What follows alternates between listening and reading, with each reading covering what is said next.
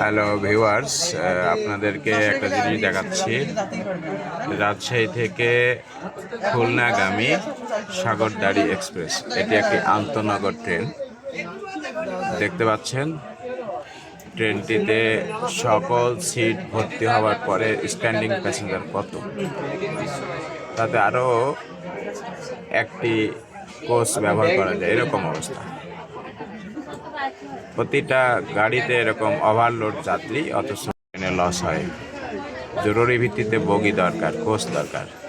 সেই সাথে প্রশ্ন হচ্ছে যে আমাদের গাড়ি, আন্তনগর গাড়িগুলোর ট্র্যাডিশন হচ্ছে সপ্তাহে একদিন বন্ধ থাকবে,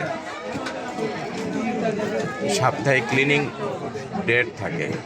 যদি ক্লিনিং হয় তাহলে এই যে দেখেন, আমরা যে আসনে বসে আছি তার উপরের অংশটা, গ্লাসের উপরে কি পরিমাণ ময়লা।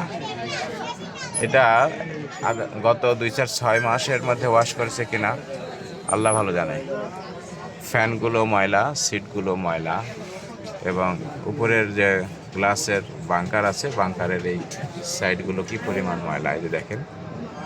তো অবশ্যই ক্লিনার আছে।